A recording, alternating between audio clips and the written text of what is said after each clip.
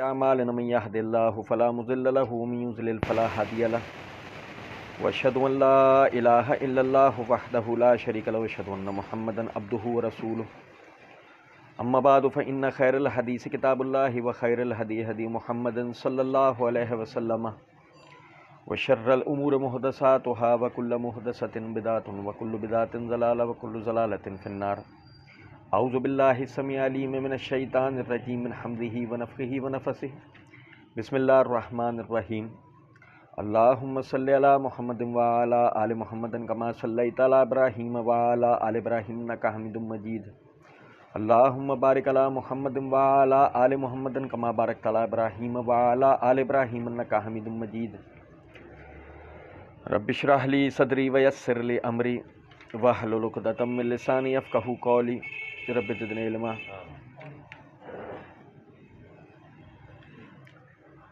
فخلف من بعدهم خلف ورثوا الكتاب یاخذون عرض هذا الادنى ویقولون سیغفر لنا وان یاتیہم عرض مثلہ یاخذوہ الم یؤخذ علیہم میثاق الکتاب ان لا یقولوا علی اللہ الا الحق ودرسوا ما فیہ والدار الآخرۃ خیر للذین یتقون افلا تعقلون. والذین یمسکون بالکتاب واقاموا الصلاۃ ان لا نضیع اجر المصلحین. وإذ نتقنا الجبل فوقهم كأنه ظلة وظنوا أنه واقع بهم خذوا ما آتيناكم بقوة واذكروا ما فيه لعلكم تتقون. وإذ أخذ ربك من بني آدم من ظهورهم ذريتهم وأشهدهم على أنفسهم ألست بربكم قالوا بلى شهدنا أن تقولوا يوم القيامة إنا كنا عن هذا غافلين. اللہ رب العزت کے فضل و کرم سے آیت نمبر 159 169 ہم پڑھ رہے تھے اور وقت نہ ملنے کی وجہ سے اسے ہم مکمل پڑھ نہیں سکے تھے. آیت نمبر 159 سے آیت نمبر 172 تک آپ بھائیوں کے سامنے پڑھا ہے. ہم پڑھ رہے تھے اللہ رب العزت نے بنی اسرائیل کا ذکر کرتے ہوئے فرمایا وَإِسْتَأْذَنَ رَبُّكَ لَيَبْعَثَنَّ عَلَيْهِمْ إِلَى يَوْمِ الْقِيَامَةِ مَن يَسُومُوهُمْ سُوءَ الْعَذَابِ. اور ہم نے ان کے اوپر قیامت کے دن تک کے لیے مقرر کر دیا ان لوگوں کو کہ جو ان کو سخت ترین عذابوں سے اور سزاؤں سے گزاریں گے.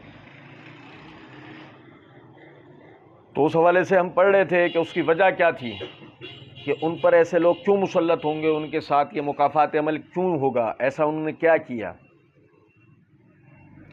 تو ہم نے پڑھا تھا وَقَطَّعْنَاهُمْ فِي الْأَرْضِ أُمَمًا, وہ گروہ در گروہ زمین میں تقسیم ہو گئے. منہم الصالحون ومنہم دون ذلک, ان میں سے بعض نیکوکار تھے لیکن بعض نیکوکار نہیں تھے.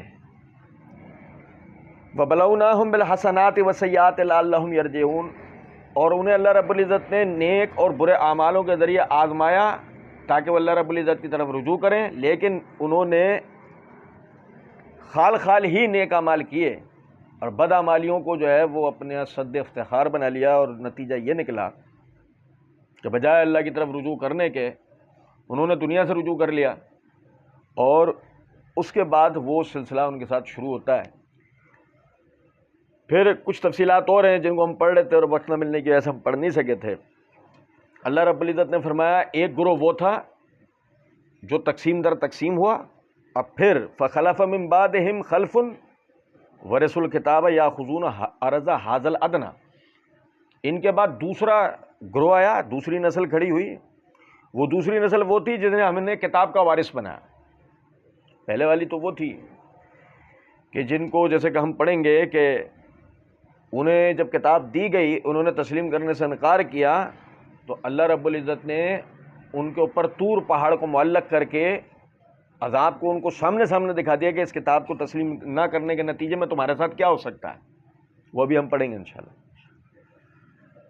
دوسرا والا گروہ جو اپنے اسلاف سے, اپنے بڑوں سے وہ واقعات سنتا ہوا آیا, مگر اس کے باوجود کیفیت یہ ہوئی یاخذون عرض ھذا الادنی, خدائی الہامی قوانین کے اوپر عمل درآمد کرنے کی بجائے انہوں نے خوشامد اور رشوت کو, سفارش کو اپنے لیے بہتر سمجھا, اور انہوں نے اللہ کے احکامات کو چھپایا, ان میں رد و بدل کیا, تحریفات کی, معنی مفہوم بدلے, اور مجرموں اور گناہ گاروں کے لیے گناہ اور جرائم کی راہ آسان کر دی. صحیح. ہم نے پچھلے درس کے اندر اس کی ایک مثال بھی پڑھی تھی کہ جب وہ زنا ہو گیا، اب جو زنا کی سزا ہے اس کی آیت کو، اس کی عبارت کو اللہ کے رسول کے سامنے پڑھ نہیں رہا ہے. عبداللہ بن سلام رضی اللہ تعالیٰ نے کہا اللہ کے رسول اس کو ہاتھ ہٹا کے پڑھے. پڑھا تھا نا ہم نے سارا. نبی صلی اللہ علیہ وسلم نے اسی وجہ سے فرمایا الراش والمرتش کلاہما فی النار، رشوت لینے والا دینے والا دونوں جہنم میں. کیونکہ مسئلہ یہ ہے ہم بعض مرتبہ اس چیز کو نہیں سمجھتے. یاد رکھیں اس بات کو، آپ جن پیسوں کے لیے یا جن اسباب کے لیے آپ جرم کی یا گناہ کی راہ کو ہموار کر رہے ہیں اور آپ یہ سمجھ رہے ہیں کہ اس سے میرا کیا نقصان، میرا تو فائدہ ہے. یاد رکھیں اس بات کو، جرم ایک بیج ہے، لگتے کے ساتھ ہی نا معاشرے میں اپنا درخت نکالنا شروع کر دیتا ہے. اور جب یہ درخت آہستہ آہستہ بڑا ہوتا چلا جاتا ہے تو جو پھل دیتا ہے نا وہ جرم اور گناہوں کے ہی پھل دیتا ہے. آج اگر مثال کے طور پر میں زانی کو، قاتل کو، چور کو، ڈکیت کو میں رشوت لے کے چھوڑ دیتا ہوں تو کل اس کے لیے زنا، چوری، ڈکیتی اور قتل آسان ہو جائے گا. اور جب اس کے لیے آسان ہو جائے گا تو پہلے تو شاید اس نے جو کیا وہ ڈرتے ہوئے کیا ہوگا، لیکن اب کرے گا تم تراک کے ساتھ کرے گا، دھڑلے سے کرے گا. اور پھر اسے چھوٹتا دیکھ کر دوسروں کو شے ملے گی اور پھر وہ بھی کریں گے. وہ شاہ زیب قتل کیس والا واقعہ ہم لوگوں کے سامنے ہے نا، کہ باقاعدہ وہ شخص جو مجرم ہے، جو قاتل ہے، وہ کورٹ سے باہر آ رہا ہے، ہتھکڑیوں میں آ رہا ہے. اس کے دونوں ہاتھوں میں ہتھکڑیاں ہیں، لیکن اس نے یوں دو انگلیاں ایسے اپنی بلند کر رکھی ہیں، وہ جو اس کی تصویر ہو، اور فاخرانہ انداز میں. تو وہ جو فاخرانہ انداز کے اندر اس نے وہ جو دو انگلیاں بلند کر کے وہ ایسے دکھا رہا ہے، وہ کیا بتانا چاہ رہا ہے کہ آپ کا جوڈیشنری سسٹم جو ہے، آپ کا جو انصاف کا جو پیمانہ ہے، جو طریقہ کار ہے، جو نظام ہے آپ کے انصاف کا، وہ اتنا کھوکھلا ہے کہ اس میں مجرم سزا کر کے آسانی سے بچ سکتا ہے، اور اس کی سبیل، اس کا رستہ رشوت ہے. ایسے ہی نا. اسی لیے جیسے ہم نے پچھلے درس میں پڑھا تھا کہ نبی اکرم صلی اللہ علیہ وسلم نے آپ کے ایک عامل کے حوالے سے یہ آتا ہے کہ جی اس نے ایک تحفہ اس کو دیا گیا سفید عربی نسل کے گھوڑے کا.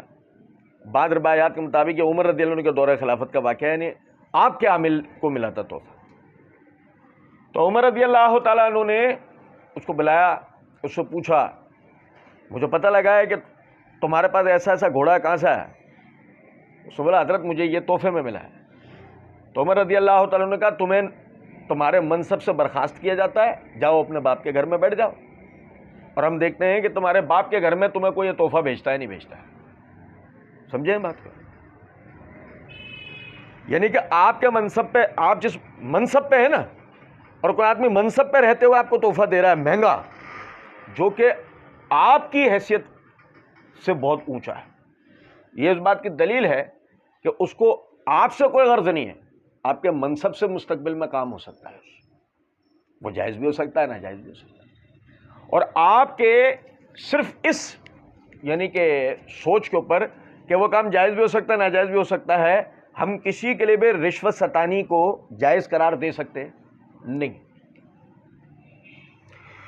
تو اللہ نے ان کا دوسرا جرم، تیسرا جرم کیا قرار دیا کہ وہ اللہ کی آیات کے بدلے، حدود کے نفاذ کے بدلے معمولی سی رشوتیں قبول کر لیا کرتے تھے. وَيَقُولُونَ سَيُغْفَرُ لَنَا، ہماری تو عنقریب مغفرت ہو جائے گی، ہم تو بچ جائیں، بخشش ہے گی ہماری. سنیں، سورہ بقرہ میں ہم نے بڑی تفصیل سے پڑھا تھا اس معاملے کو. یہود موسیٰ علیہ السلام کے امتی ہونے کے اعتبار سے اس بات کے دعوے دار تھے ہم اللہ کے محبوب، اس کی پسندیدہ امت، بلکہ بعض یہود آگے بڑھ کے کہتے تھے ہم اللہ کے بیٹے ہیں. اور آج بھی جو اسرائیلی ہیں، اسرائیلی یہودی جو ہیں، اگر آپ ان سے پوچھیں گے کہ بھائی آپ کا خدا کے نزدیک مقام کیا ہے، تو وہ یہی کہیں گے ہم تو اس کے بیٹے ہیں. نعوذ باللہ. سمجھ رہے ہیں بات؟ یعنی قطع نظر اس کے کہ اس کفر پہ بات کی جائے، ہم اس نتیجے میں بات کریں گے کہ جو اس کی وجہ سے ہوتا ہے، وہ چونکہ اپنے آپ کو اللہ کا پسندیدہ سمجھے، تو اللہ کا پسندیدہ ہوتے ہوئے انہوں نے یہ سمجھا کہ عمل کرنا ہمارے لیے ضروری نہیں ہے، ہم تو اس کے پسندیدہ ہیں، عمل کریں نہ کریں، اس نے تو ہمیں پیدا ہی جنت کے لیے کیا ہے. سمجھے یا نہیں؟ وہ یوں کہا کرتے تھے، جس کو سورہ بقرہ نے اس طرح بیان کیا، لن تمسن النار الا ایام معدودات. اگر یہ آیت اس طرح بھی ہوتی تھی نا، لا تمسن النار الا ایام معدودات، تب بھی بات پوری تھی. عربی زبان میں لا نفی کے لیے استعمال ہوتا ہے، اور اس کا مبالغہ لن ہے، لام نون زبر لن، یعنی کہ معنی یہ ہوں گے ہرگز ہرگز نہیں چھوئے گی آگ ہمیں جہنم کی. بہت کانفیڈنس کے ساتھ، بہت پورے اعتمادی کے ساتھ جب کسی چیز کا نفی کی جاتی ہے تو تب یہ بات کی جاتی ہے لن نہیں، لن تمسن النار الا ایام معدودات، ہمیں جہنم کی آگ ہرگز نہیں چھوئے گی، بالکل بھی نہیں، سوال ہی نہیں پیدا ہوتا. اور اگر ویسے ان کی کتب کا اس میں یہ اس طرح بولتے ہیں، ہم اللہ کے پسندیدہ ہیں، ہم جہنم کے لیے بنے ہی نہیں ہیں، ہم تو بنے ہی جنت کے لیے ہیں. سمجھے بات کو؟ نتیجہ یہ نکلا کہ جو ہم نے پہلے پڑھا پچھلے درس میں، کہ اللہ تعالیٰ نے نیک اور برے اعمال کے ذریعے اپنے بندوں کا آزمانا ہوتا ہے. انہوں نے بد اعمالیوں کو اختیار کر لیا اور نیکیوں کو چھوڑ دیا. سمجھ رہے ہیں بات کا مطلب ہے نہیں؟ اچھا یہ جب سارا ہم پڑھ لیں گے نا ابھی، تو آپ یہ دیکھیں گے کہ امام قرطبی رحمۃ اللہ علیہ کی ایک بات بالکل سچ ہوتی ہے.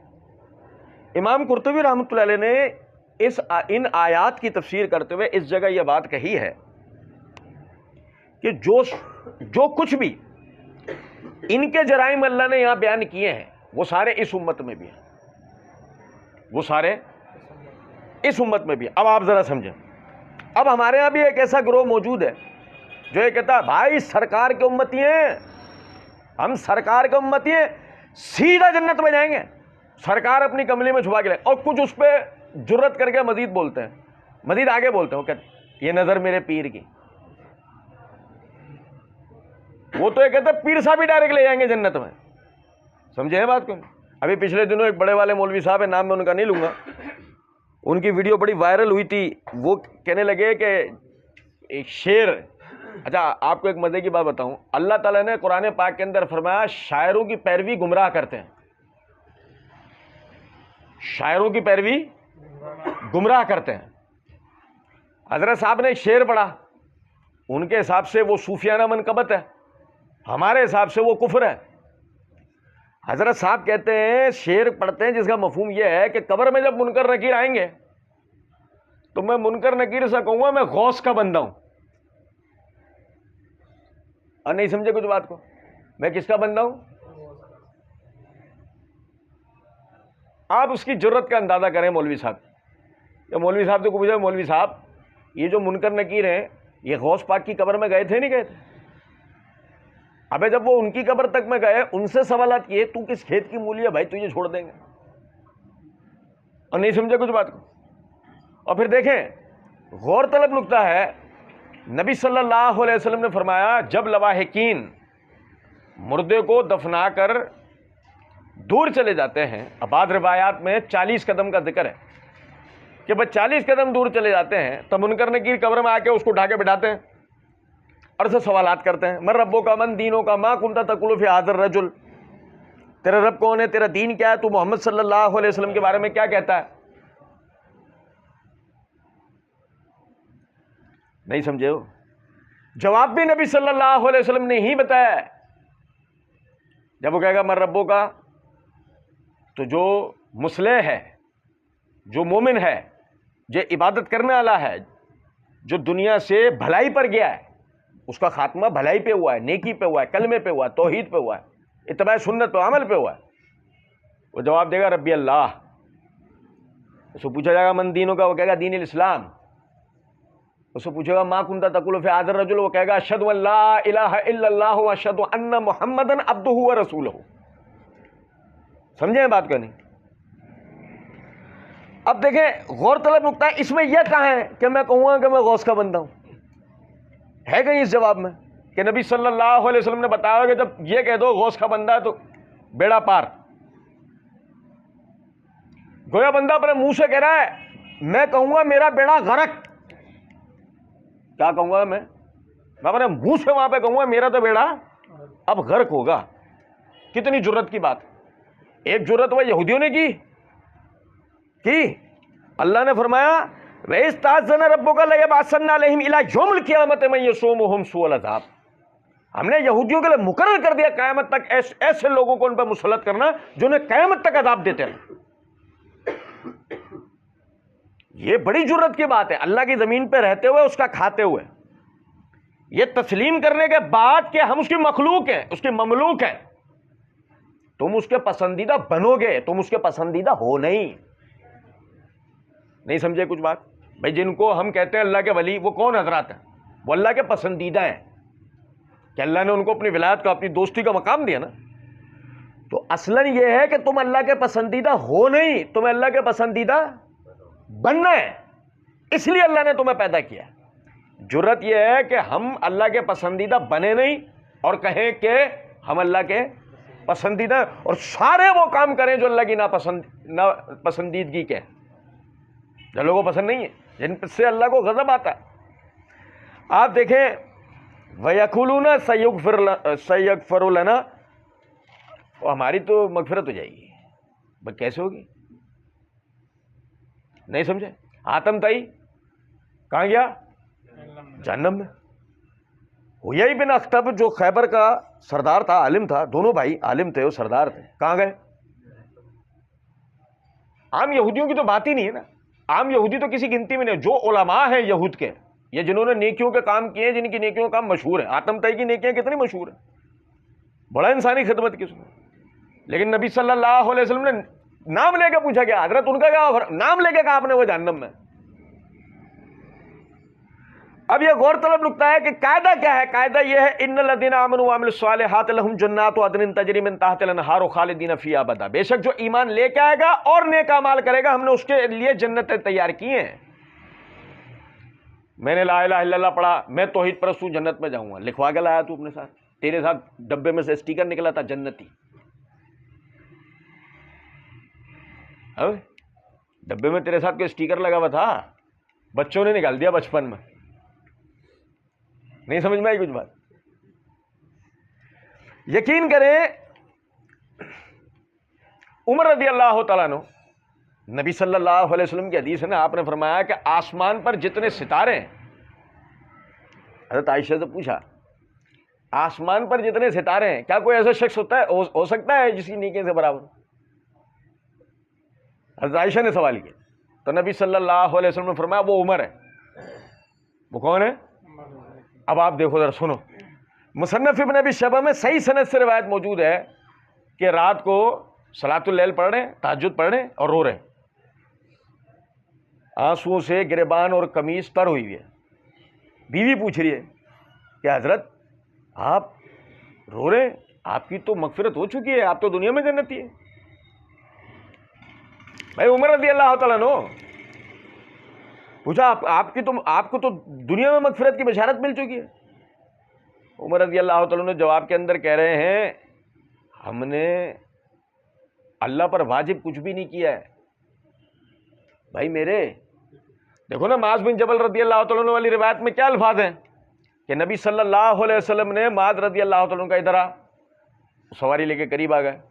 تجھے پتا ہے اللہ کا بندے پر حق کیا ہے اور بندے کا اللہ پہ حق کیا ہے؟ وہ حیران ہے, لگے رسول اللہ کا تو بندے پر حق ہے ہی کہ بندہ ہے, وہ مالک ہے اللہ, اس کا رب ہے اللہ, اس کا خالق ہے اللہ, اللہ کا تو بندے پہ حق ہوگا ہی ہوگا.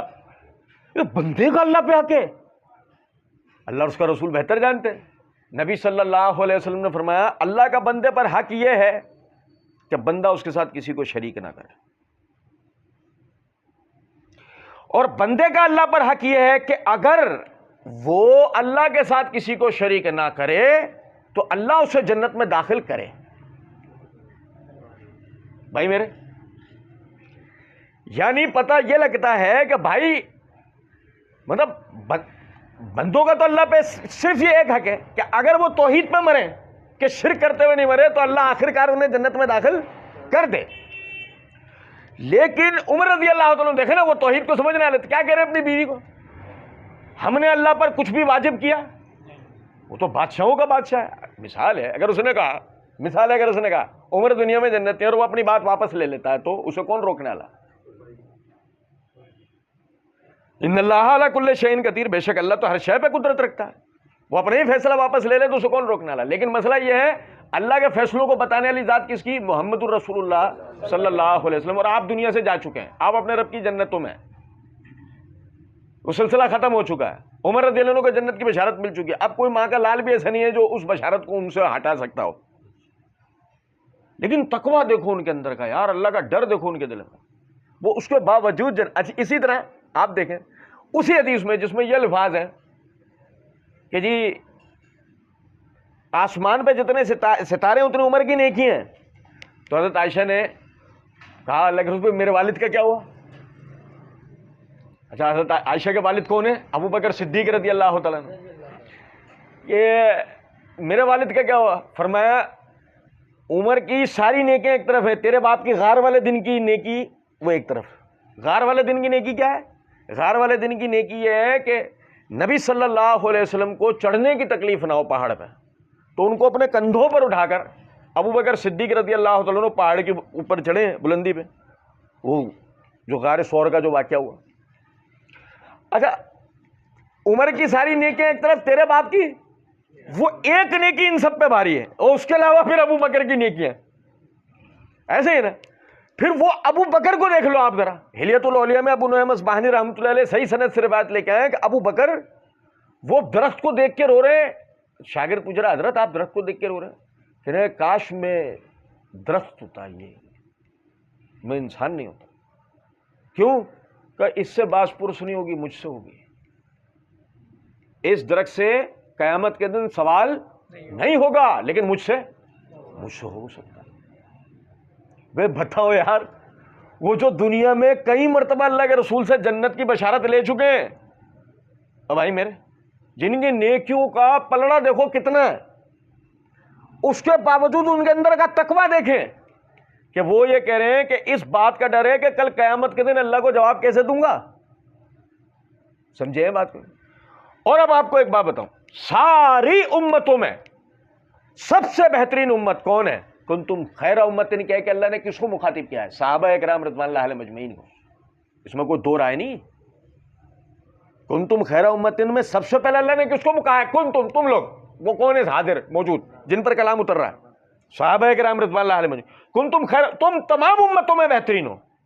وہ جو تمام امتوں میں بہترین ہے، اندازہ کریں ان کے بہترین ہونے کا، وہ اللہ بھی ان کے بہترین ہونے کی گواہی دے رہا ہے، حدیث سے بھی ان کے بہترین ہونے کی گواہی ملتی ہے، تاریخ میں بھی ان کے بہترین ہونے کی گواہی ملتی ہے. پھر ان کی سیرت میں تقوی کا پہلو دیکھو آپ، اتنا وہ نہیں کہتے ہم اللہ کے پسندیدہ ہیں جبکہ وہ اللہ کے پسندیدہ ہیں. وہ یہ نہیں کہہ رہے ہم اللہ کے پسندیدہ ہیں جبکہ وہ اللہ کے پسندیدہ ہیں. مزے کی بات دیکھیں آپ، اس امت میں سب سے پہلے اللہ کے ولی جو حضرات ہیں وہ تو صحابہ کرام ہیں نا. اس امت میں سب سے پہلے اللہ کے ولی کون ہے؟ ابو بکر ہیں، عمر ہیں، عثمان ہیں، علی ہیں. یہ سب حضرات سب سے پہلے اللہ کے ولی تو یہ حضرات ہیں نا. اور اندازہ کریں اس بات کا کہ یہ سارے کے سارے جو نا، اب دیکھو اگلی آیت اشارہ بھی دیتی ہے اس بات میں، وَالدَّارُ الْآخِرَةُ خَيْرٌ لِّلَّذِينَ يَتَّقُونَ. آخرت کا گھر اللہ سے ڈرنے والوں کے لیے سب سے بہترین ہے. نہیں سمجھے کچھ بات؟ تو وہ حضرات انہوں نے تقوی اختیار کیا، اللہ کا ڈر یعنی ان کے دل میں تھا. وہ اپنے یعنی کہ گناہوں، یعنی ان سے جو خطائیں سرزد، صحابہ کرام ان کی تربیت ایسی ہو گئی تھی کہ انہیں گناہوں سے تو چڑ ہو گئی تھی، لیکن ظاہر ہے کہ وہ معصوم عن الخطا تو نہیں تھے، ان سے خطائیں سرزد ہوتی تھی. ان خطاؤں کو لے کر بھی وہ اتنا آخر میں ڈر رہے ہوتے تھے، اللہ کو جواب دہی کے نام پر وہ اتنا ڈر رہے ہوتے تھے کہ جس کی قدر نہیں. آج اگر ہم اپنا موازنہ کریں تو ہماری کیفیت کیا ہے؟ ایک وقت کی نماز نہیں پڑھے گا، روزوں سے بھاگے گا، زکوٰۃ فرض ہوگی لیکن ادا نہیں کرے گا، حج کی طاقت رکھتا ہوگا حج کرنے نہیں جائے گا، جہاد کی صلاحیت رکھتا ہوگا، سب سے پہلے منافق کی طرف سے بھاگے گا. لیکن اس کے باوجود کیفیت کی ہوگی، ہم سرکار کے امتی ہیں، کہاں جائیں گے؟ بس شداد والی جنت میں جائے گا تو اللہ والی میں تو جا نہیں سکتا، کیونکہ اس کے لیے تو اصول کیا ہے ان الذین آمنوا وعملوا الصالحات، بے شک جو ایمان لے کے آئے گا اور نیک اعمال کرے گا. محض کلمہ پڑھ لینا جنت میں لے کے جائے گا نہیں، محض اچھے اعمال کرنا جنت میں لے کے جائے گا نہیں. ایمان لے کر آنا وہ جو محمد صلی اللہ علیہ وسلم نے بتایا، نیک اعمال اچھے اعمال وہ کرنے ہیں جو محمد صلی اللہ علیہ وسلم نے بتائے ہیں، تب آدمی جنت میں داخل ہو پائے گا. فرمایا بھئی یاتیہم ارض مثلہ یاخذوہ، جب بھی کوئی دنیاوی عریضہ، کوئی دنیاوی تحفہ، کوئی دنیاوی مال و اسباب ان کے پاس آئے، اس کو فوراً قبول کر لیتے ہیں. اس کو فوراً، کیا مطلب؟ اللہ کے دین کے مقابلے میں دنیاوی اسباب قبول کر لیتے ہیں، اللہ کے دین کو رد کر دیتے ہیں، اس کو چھوڑ دیتے ہیں. آپ دیکھیں جب یہ آیت اتری سورہ توبہ کی، اتخذوا احبارهم ورحبانهم اربابا من دون اللہ والمسیح عیسی ابن مریم، یہ آیت نازل ہوئی تو عدی بن حاتم رضی اللہ تعالیٰ عنہ نبی صلی اللہ علیہ وسلم کے پاس آئے. اب آیت کا مفاد کیا ہے؟ آیت کیا کہتی ہے؟ آیت کہتی ہے کہ ان بنی اسرائیلیوں نے اپنے روحانی پیشواؤں اور عالموں کو اللہ کے سوا رب بنا لیا. اچھا، عدی بن حاتم تو عیسائیوں کا عالم تھے نا، مسلمان ہو گئے تھے. اب وہ حیران ہو گئے اسے آیت پڑھ کے. وہ نبی صلی اللہ علیہ وسلم کے پاس آ کے کہنے لگے اللہ کے رسول، ہم اپنے علماء کو نہ تو رکوع کرتے تھے نہ سجدہ، یہ آیت کہہ رہی ہے کہ تم نے اللہ کے سوا رب بنا لیا. سننا بڑی غور طلب بات. نبی صلی اللہ علیہ وسلم نے فرمایا تمہارے علماء جب حلال حرام کے معاملے میں فیصلہ دیا کرتے تھے تم تسلیم کر لیا کرتے تھے، تسلیم کا کتاب کھول کے دیکھتے تھے. یعنی کیا مطلب ہے اس بات کا؟ مطلب یہ ہے کہ آپ سمجھیں، آپ کی نظر میں اللہ کے دین کی اہمیت و حیثیت ہے یہ لوگوں کی آراء کی. آپ اپنے لیے اللہ کے دین کو بہتر سمجھتے ہو یا لوگوں کے بنائے ہوئے طور طریقوں کو؟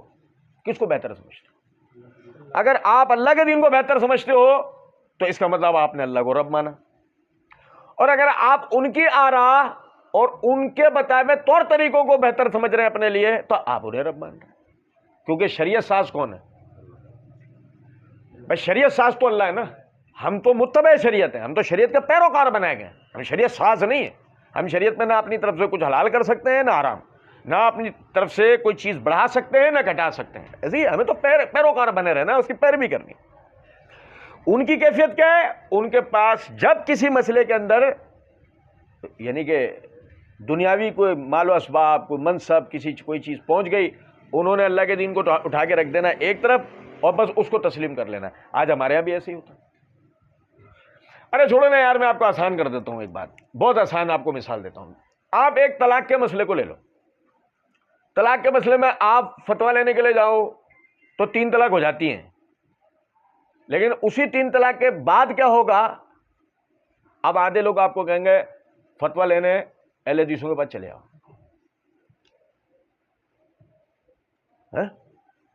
کیوں؟ اب کیسے یہ فتویٰ دیں حلالے کا؟ اب یہ فتویٰ کیسے دیں؟ بھائی ٹھیک ہے کوئی کسی بھی فرقے میں، ضمیر کا تو کوئی فرقہ نہیں ہوتا نا. ضمیر کا کوئی فرقہ ہوتا ہے؟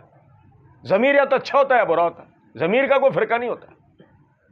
ضمیر تو جھنجھوڑتا ہے نا اندر سے کہ یار ایک عورت کسی کے نکاح میں ہے، ابھی اسے پوری طرح طلاق نہیں ہوا، آپ حلالے کا کہہ رہے ہو.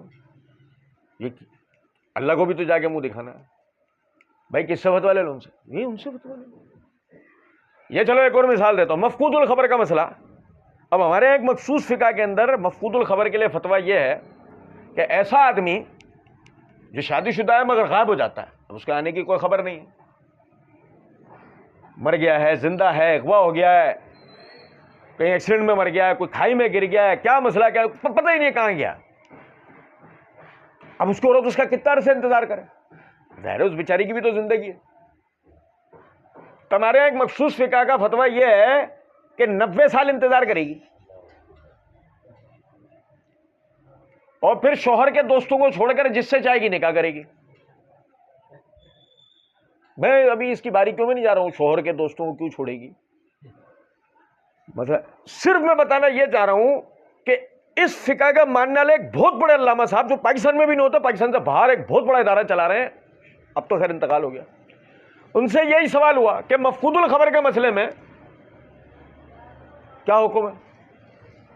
تو انہوں نے کہا اس مسئلے میں فقہ مالکی یہ کہتی ہے کہ وہ عورت 4 سال انتظار کرے پھر اس پہ موت کا حکم لگایا جائے گا، پھر 4 مہینے 10 دن جو ہے نا وہ عدت کے گزارے، یعنی کہ شوہر کے وفات، پھر جس سے چاہے نکاح کر لیں۔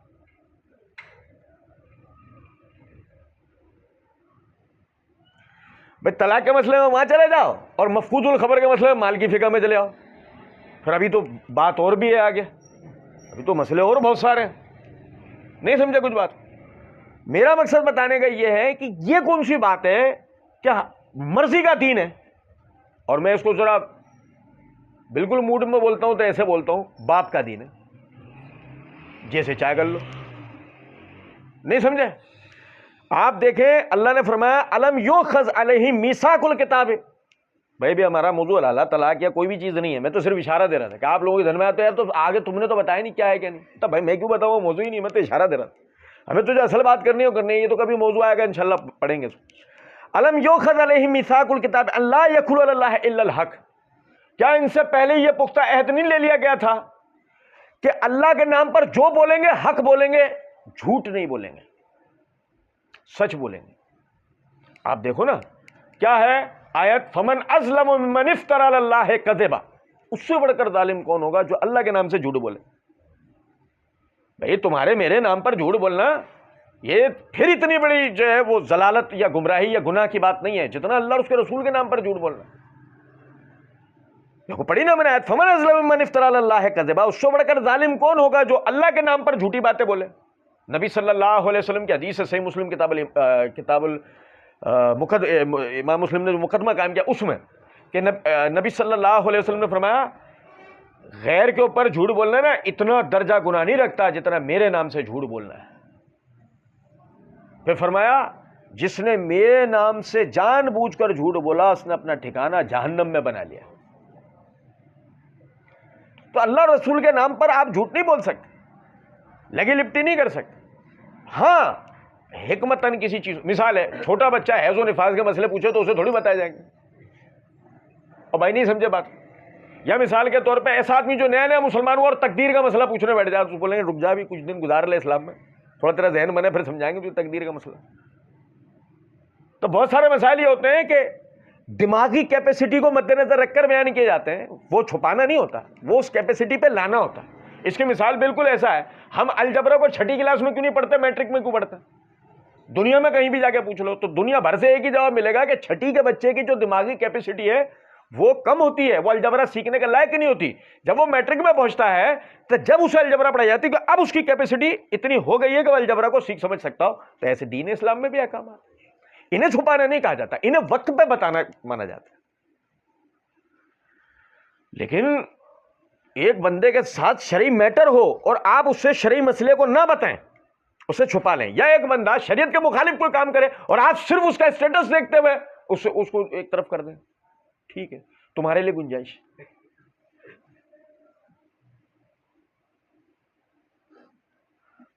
یا جی وہ چندے کی رسید پہنچ گئی، اب مسئلہ ہی چینج ان کے لیے، بھائی ملاوٹ والی چیز بیچنا جائز ہے مگر تمہارے لیے جائز ہے، حاجی صاحب تم ملاوٹ والا آٹا بیچو کوئی مسئلہ نہیں، رسید بھی تو بڑی آتی ہے تمہاری، کوئی سمجھے بات کو؟ ہمارے شیخ عبد المنان نور پوری رحمۃ اللہ علیہ، ان سے ایک شخص نے سوال کیا کہ یعنی جو آدمی کسی اور مسلک کا ہے اس سے ہم اپنی مسجد کے لیے چندہ لے سکتے ہیں؟ انہوں نے جواب میں کہا لے سکتے ہیں، اور ساتھ میں یہ بھی دیکھنا چاہیے آیا وہ منشیات کا کام تو نہیں کرتا، آیا وہ رشوت تو نہیں لیتا، آیا وہ کوئی حرام کام میں تو ملوث نہیں ہے، آیا وہ کوئی ملاوٹ والا کام تو نہیں کرتا؟ سمجھے یہ بات؟ یعنی یہ سوال میں یہ بندے نے نہیں پوچھا تھا، لیکن حضرت نے جواب میں یہ مسئلہ اس لیے بتایا، ابے اس کا پوچھ رہا ہے تو دوسرے پہ، ابے تو یہ بھی تو پوچھ، بے ایمان آدمی سے مسجد کے اوپر پیسہ لگانا جائز ہے جو بے ایمانی سے پیسہ کما رہا ہے یا حرام کاری سے پیسہ کما رہا ہے، منشیات بیچ کے پیسہ کما رہا ہے، یا جو بھی اس طرح کے کام سود کھا رہا ہے، سودی لین دین کر رہا ہے، اس کے پیسے کو دین کے کام میں لگایا جا سکتا ہے؟ نہیں۔ اور یہ تو وہ متفقہ مسئلہ ہے یہ تو وہ متفقہ مسئلہ تھا کہ آپ اندازہ کریں جب کعبۃ اللہ کی پہلی دفعہ تعمیر ہو رہی تھی تو پتہ ہے کفار آپس میں کیا باتیں کرتے، کوئی بھی تم میں سے نا اپنا حرام کا پیسہ اللہ کے گھر میں نہیں لگائے گا، پڑھو آپ تاریخ کی کتاب. قبل از اسلام یعنی قبل از اعلان نبوت جو کعبۃ اللہ کی تعمیر ہوئی ہے اس وقت میں جب بھائی اب جو ہے نا اس کی چڑھائی دیوار اٹھیں گے تو آپس میں ایک دوسرے ابو جہل جیسے آپس میں کہہ رہے ہیں کوئی تم میں سے اپنا حرام کا پیسہ اللہ کے گھر پہ مسجد حرام پہ لگائے گا. بھئی یہ تو یار جب سے مسئلہ چلا آ رہا ہے کہ مسجدوں پہ دینی کاموں پہ حرام کا پیسہ نہیں لگے گا. اصل چیز کیا ہے؟ وَإِن يَأْتِهِمْ عَرَضٌ مِثْلُهُ يَأْخُذُوهُ. جب بھی کوئی مال و اسباب دنیا میں آ جائے فتویٰ چینج.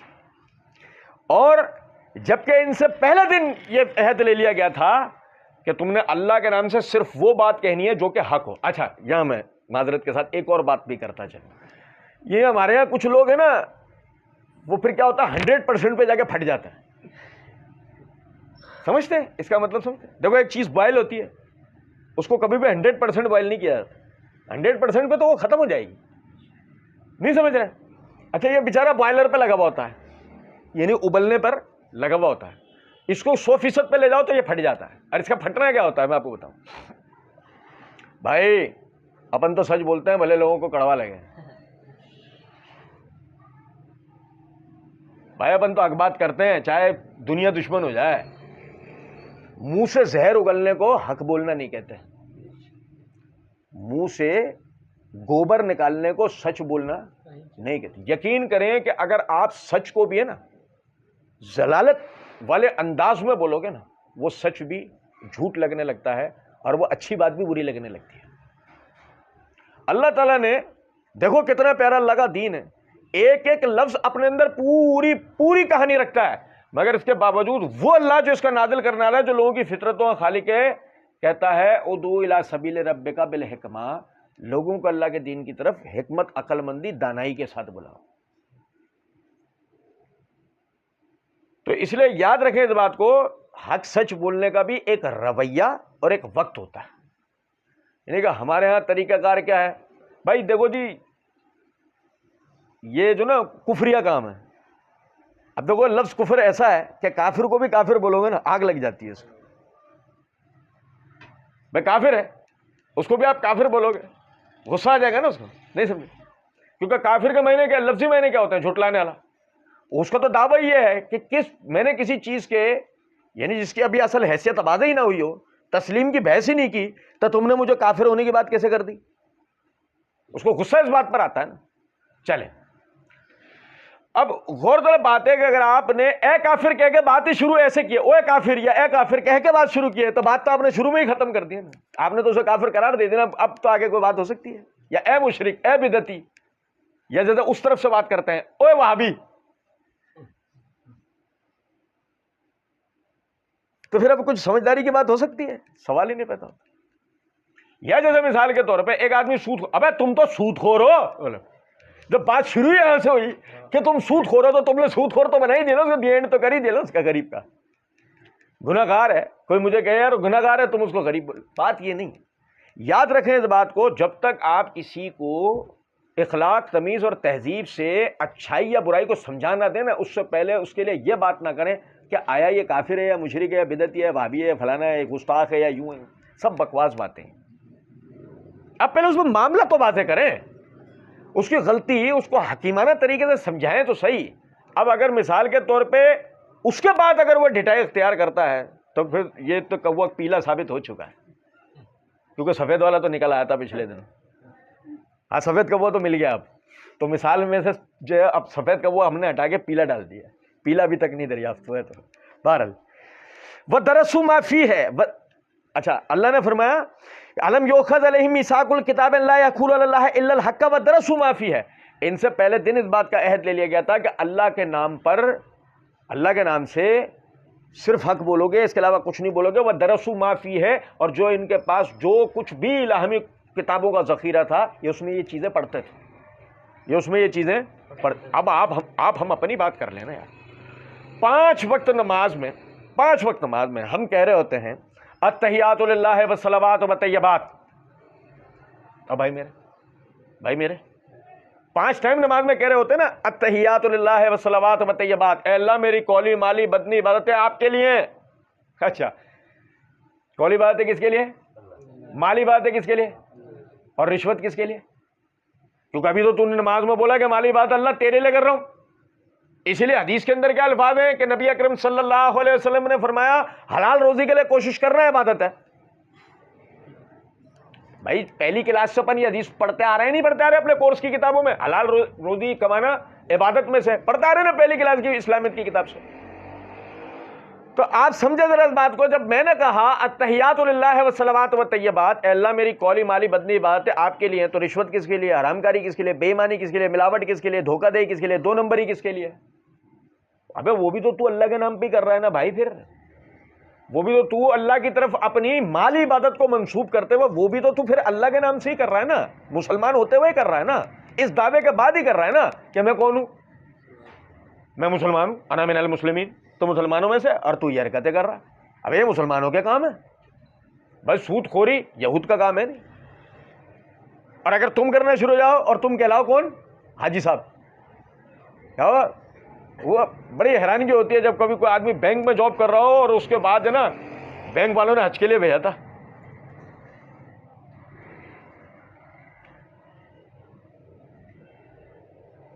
بینک والوں کو جیکٹ ہی پہنا دینی چاہیے تھی اس کو ایک ہی دفعہ میں.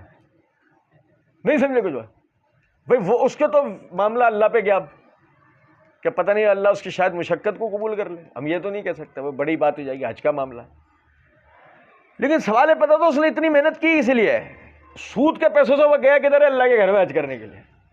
وہ یہ تو ابو جہل وغیرہ بھی کر لیا کرتے تھے بھائی. سود خوری کا معاملہ, حجۃ الوداع کے دن نبی اکرم صلی اللہ علیہ وسلم نے خطبہ دیتے ہوئے فرمایا آج کے دن سے میں ہر قسم کے سود کو حرام قرار دیتا ہوں, اور سب سے پہلے میں جس سود کو آج کے دن ختم کرتا ہوں میرے چچا عباس کا سود ہے.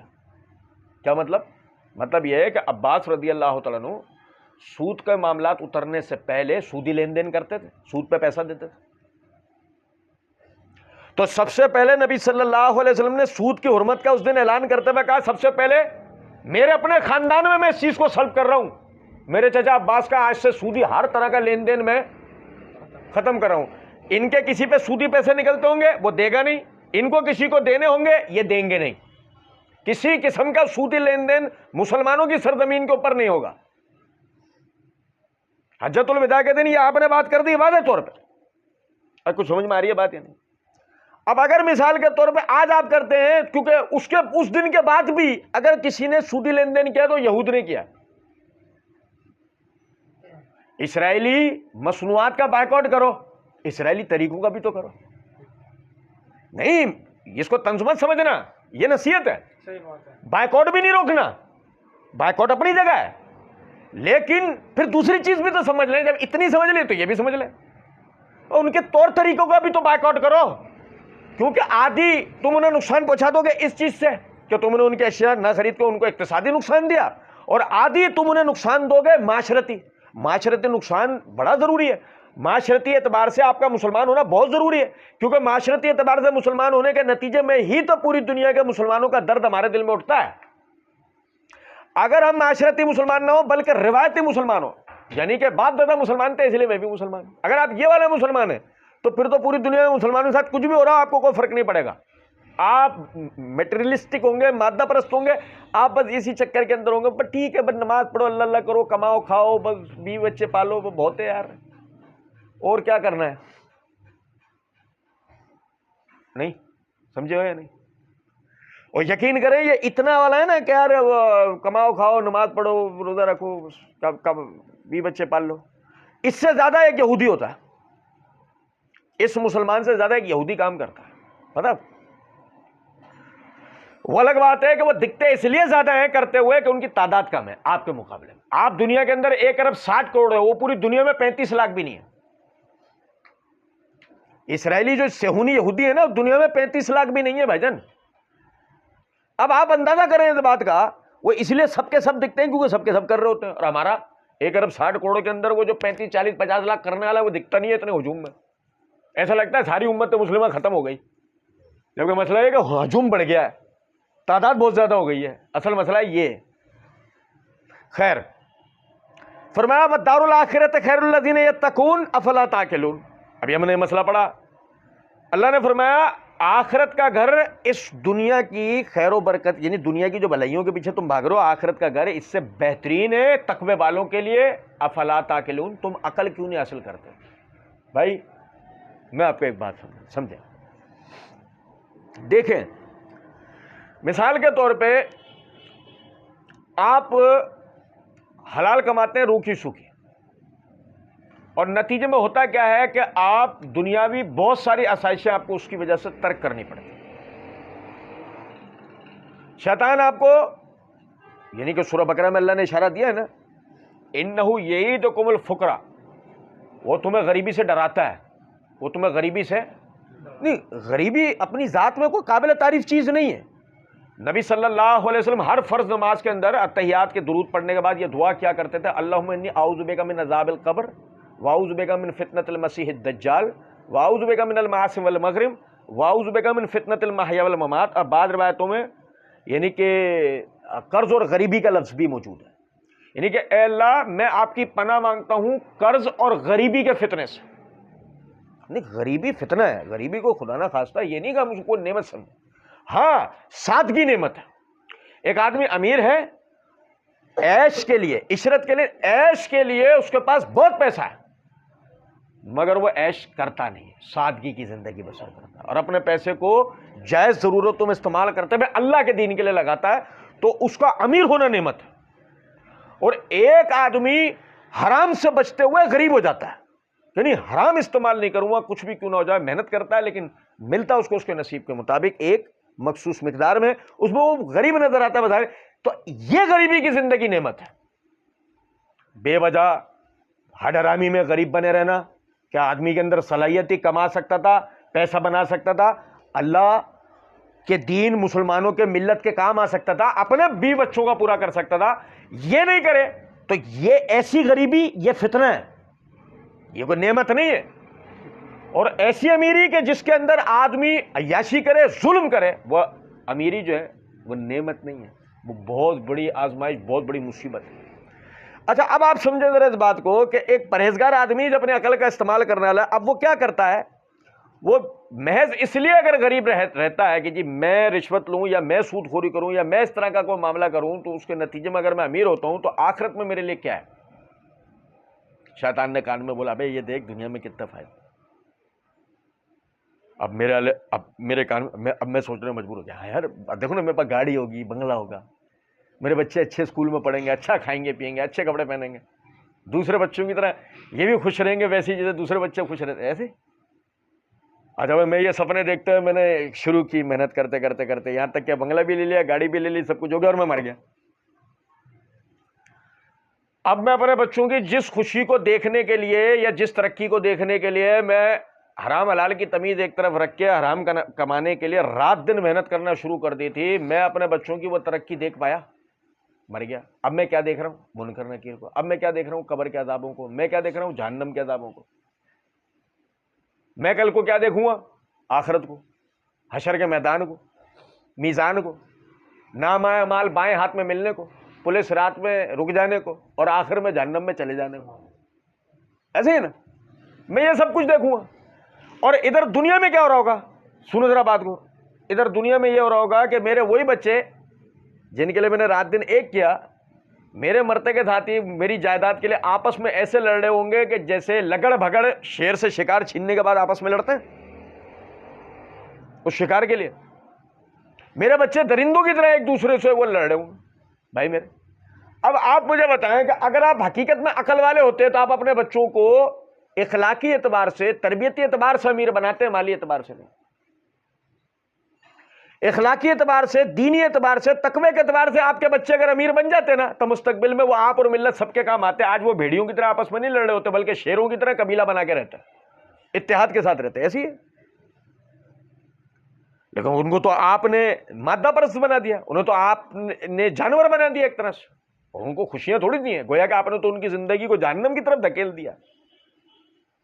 خود تو آپ جہنم میں گئے، بھلے آپ کے کتنے 30-40 ہو جائیں، اپنے آپ کو مطمئن کرنے کے لیے آپ کے ہر سال برسیاں ہو رہی ہوں، لیکن آپ کو جو نا جوتے ہی پڑنے ہوں گے قبر میں اور آخرت میں. کیونکہ اللہ نے تو ایک اصول بتا دیا ہے نا، سورہ حج کے اندر ہم نے پڑھا ہے، ہمیں تم جو قربانی کرتے ہو اس کا گوشت اور خون نہیں پہنچتا، ہمیں تو تمہارا تقویٰ پہنچتا ہے۔ تو جو بھی ہم اعمال کرتے ہیں ان اعمال کا اصل میں تو ہمیں ہی فائدہ ہوتا ہے، اصل میں تو اللہ کے پاس پہنچتی ہے ہماری نیت، ہمارا اخلاص، ہمارا تقویٰ۔ تو حقیقی طور پہ عقل کا استعمال کرنے والا آدمی جذبات سے مغلوب نہیں ہوتا، شیطانی سازشوں سے، حرکات سے مغلوب نہیں ہوتا، بلکہ اپنے دین کی پیروی کرتا ہے، نبی اکرم صلی اللہ علیہ وسلم کی ہدایات پہ عمل کرتا ہے، اور ان ہدایات پہ عمل کر کے آخر کار، یاد رکھو اس بات کو، انسان اتنا تو خود غرض بنایا گیا ہے کہ آپ کو سب سے پہلے اپنے بچوں کی نہیں، اپنی آخرت کی فکر کرنی ہے۔ یاد رکھیں اس بات، آپ کو سب سے پہلے اپنے بچوں کی فکر نہیں کرنی، کیونکہ یہ یاد رکھیں دنیا میں سب سے پہلا بچہ کون تھا؟ بھائی تھا کوئی نہیں؟ دنیا میں سب سے پہلے صحیح سالم انسان آیا آدم علیہ السلام، اور پہلے دن سے 2000 سال بیت جانے کے بعد جب آدم علیہ السلام کا انتقال ہوا ہے، 2000 سال کی عمر میں ہوا ان کا انتقال، تو جو 2000 سال بیت جانے کے بعد تک بھی اس پہلے انسان کو کون کھلاتا رہا؟ لا تقتلوا اولادکم خشیۃ املاق نحن نرزقکم وایاکم، اپنی اولاد کو غریبی کے ڈر سے قتل مت کر دینا، ان کو رزق ہم ہی دیں گے جیسے تمہیں دیا تھا۔ ابھی ہمارا یہ موضوع نہیں ہے، ہم اس کو پہلے کئی مرتبہ پڑھ چکے ہیں، لیکن یہاں میں صرف ایک نقطے کی بات یہ بتا رہا ہوں، آپ میں حرام و حلال کو، اپنی اولاد کو دیکھتے ہوئے حرام و حلال کو اس لیے جو ہے نا مد نظر رکھیں گے کہ اگر آج میں جو ہے نا ایمانداری اور بے ایمانی کو اٹھا کر ایک طرف رکھ کے اپنی اولاد کے لیے یا اپنے آپ کے لیے یا اپنے رشتہ داروں کے لیے، اپنے بہن بھائیوں کے لیے، اگر میں سود خوری، حرام خوری، رشوت خوری یا کسی بھی ملاوٹ یا کسی بھی چیز میں اگر میں لگتا ہوں کہ جی انہیں وہ آسائشیں پہنچا دوں، تو یہ بات ذہن میں رکھنا، ان کو وہ آسائشیں ان کے نصیب میں ہے تو کون دے گا؟ تمہاری ٹینشن نہیں، تمہاری فکر، تم تو اپنے حصے کی محنت کرو، ان کی نصیب کی روزی ان کو چاہے تمہارے بدلے ملے چاہے کسی اور بدلے، اللہ پہنچا دے گا نہیں، جیسے پہلے انسان کو بجائے اس کے بعد والے، اس کے بعد والے، تمہارے پردادا کو تم نہیں لا کے کھلاتے تھے، اور تمہارے دادا کو تم نے نہیں کھلایا، اور تمہارے باپ کو اللہ اس لائق بنایا ہمارے یہاں سب کو کہ وہ اپنے باپوں کو کھلائیں، یہ بڑی سعادت کی بات ہوتی ہے۔ لیکن سمجھو ایک قانون کیا ہے، قانون یہ ہے کہ تمہارے باپ نے تمہیں کھلایا ہے، تم نے، قانون تو یہی ہے۔ اس لیے عقل والے بنو، آخرت کی فکر کرو، اپنے ارد گرد کے لوگوں کی فکر نہیں کرو۔ تمہارے ارد گرد کے لوگوں کی وجہ سے اگر تم کسی بھی برائی، غلطی، گناہ یا جرم کے کام کی طرف اگر جا رہے ہو تو یہ کوئی عقل مندی کی بات نہیں ہے کہ نہیں جی میری بہن کی مجھے شادی کرانی تھی، اس کے جہیز کے پیسے نہیں ہو رہے تھے، وہ شبیر تو دیکھے گا والا پروگرام آتا تھا نا بھائی، وہ شبیر تو دیکھے گا والے پروگرام میں وہ چلا گیا، وہ جیل، وہ ملیر والی ہے، کون سی وہ جیل ہے، وہاں چلا گیا، وہ ایک بندے کا انٹرویو لینے، وہ چہرہ تو اس کا اندھیرے میں ہی رکھا ہوا تھا، وجوہات ہوں گی، اب وہ انٹرویو دیتے، وہ ٹارگیٹ کلر تھا، وہ پیسے لے کے آدمی مارتا تھا، اب اس سے پوچھا گیا کہ تم نے چھوٹے میں چھوٹا قتل کتنے پیسوں کے لیے کیا؟ تو کہہ رہا 5000 کے لیے، 5000 کے لیے بندہ مار دیا۔ ہمارے یہاں بڑے جانوروں قربانی کے لیے کسائی کو بلاؤ نا تو وہ بھی 25000 روپے لیتا ہے، اور آپ اندازہ کریں وہ بندے کو مارنے کے پاس، اچھا جی بھائی تو کیوں مارتا تھا؟ وہ اصل میں ہوا یہ تھا کہ میں 3 بہنوں کا اکلوتا بھائی تھا اور سب سے بڑا تھا، بہنیں شادی کی عمر کو پہنچ گئی تھی لیکن جہیز نہ ہونے کی وجہ سے ان کے رشتے نہیں ہو رہے تھے، تو میں نے بہت کوشش کی پیسے جوڑنے کے لیے، بہت رات دن محنت کی، لیکن کچھ نہیں، پھر میں اس لائن میں آ گیا۔ وہ پھر بتا رہا تھا کہ کیسے آ گیا، تو میں اس لائن میں آ گیا۔ ابھی تو نے اپنے بہنوں کا گھر بسانے کے لیے اتنے گھر اجاڑ دیے۔ آپ دیکھیں نا شیطان نے اسے گمراہ کیسا کیا کہ اس کے آنکھوں پہ پردہ کیا پڑا ہے، اس کے دماغ پہ پردہ کیا پڑا ہے، بھائی تو اتنا اچھا آدمی تھا، اتنی اچھی تیری سوچ تھی کہ تو اپنی بہنوں کا گھر بسانا چاہتا تھا، اب تو وہ بھی تو تیری بہنیں تھی، ان کے تو نے گھر اجاڑ دیا۔ انما المؤمنون اخوۃ، تمام مسلمان آپس میں بہن بھائی تو ہیں۔ تو اس لیے عقل یہ نہیں ہے، یہ تو جذبات ہیں، جذبات تو دیمک ہے عقل کی۔ عقل کا تقاضا یہ ہے اللہ اور اس کے رسول نے جو آپ کو کرنے کے لیے کہہ دیا، اس وقت آپ کو سمجھ میں آ رہا ہے یا نہیں سمجھ آ رہا، آپ عمل کریں۔ وقت گزرے گا نا، اللہ رب العزت اس کی حکمت آپ کو بتائے گا۔ اور فرمایا والذین یمسکون بالکتاب واقاموا الصلاۃ انا لا نضیع اجر المصلحین۔ اب یہ آخری بات ختم کر رہے ہیں۔ ایک اللہ نے اصول بتا دیا، والذین یمسکون بالکتاب، وہ لوگ جو کتاب کو مضبوطی سے تھام لیتے ہیں، واقاموا الصلاۃ، اور نماز قائم کرتے ہیں، انا لا نضیع اجر المصلحین، تو ہم اصلاح پسند لوگوں کے اعمالوں کو کبھی بھی ضائع ہونے نہیں دیتے. اچھا اب دیکھو سورہ بقرہ کے ابتدائی پہلے رکوع کو غور سے پڑھو. اللہ رب العزت نے وہاں پر دو لوگوں کا ذکر کیا ہے, ایک صحابہ کرام کا اور دوسرا منافقین کا. منافقین کے حوالے سے اللہ رب العزت نے ایک بڑے زبردست نقطے کی طرف توجہ دلائی ہے. وَإِذَا قِيلَ لَهُمْ لَا تُفْسِدُوا فِي الْأَرْضِ قَالُوا إِنَّمَا نَحْنُ مُصْلِحُونَ. جب بھی ان سے کہا جاتا ہے زمین میں فساد نہ کرو, کہتے ہیں ہم تو اصلاح کر رہے ہیں. فساد کا نام کیا رکھا ہوا ہے؟ اچھا وہ کیسے؟ دیکھو میں آپ کو سننا طرف ذرا اس کا تو بالکل چھوٹا معمولی سا بچہ, تھوڑی دیر پہلے میں نے بتایا جانی اپن تو حق بولتے ہیں بھلے کسی کو کتنا برا لگے. یہ ہے وہ اصلاح کے نام پہ فساد. یہ سب سے چھوٹا تھا اس کا حصہ. جو اس کا بڑا والا حصہ ہے نا وہ یہ والا ہے, آپ سمجھے. میں نام نہیں لوں گا اور نہ ہی کسی کی طرفداری مقصود ہے, لیکن صرف ایک پچھلے دنوں کا ایک مسئلہ بتانا مقصود ہے. سننا میری بات. ایک سیکولر جمہوری پارٹی کے سربراہ جو ہے وہ بھائی پچھلے دنوں انہوں نے جو ہے نا کوئی کر دیا کوئی معاملہ مطلب دینی مخالفت کا, وہ یا تو وہ والا کیس تھا کہ جس میں وہ عیسائی عورت نے گستاخی کی تو اس کو پاکستان سے باہر نکلوا دیا تھا, یا اس قسم کا کوئی کیس تھا. تو ہمارے یہاں ایک مذہبی ایک جماعت نے ان کے خلاف بڑے پیمانے پر احتجاج کیا تھا, اور انہیں وہ یہودی ایجنٹ ثابت کرنے کے لیے رات دن ایک کر رہے تھے. میں پھر بتا رہا ہوں, یہ کسی کی طرفداری مقصود نہیں ہے, یہ صرف بتانا ایک نقطہ, ایک توجہ, ایک نقطے کی طرف دلانا چاہ رہا ہوں کہ اصلاح اور فساد کا فرق کیا ہوتا ہے. اچھا جی, اب کیا کہ جی بھائی اس مذہبی جماعت نے یہ سیکولر پارٹی کے خلاف اور اس لیڈر کے خلاف پورے پاکستان کے اندر روڈ جام کر دیے. کیا ہو رہا ہے؟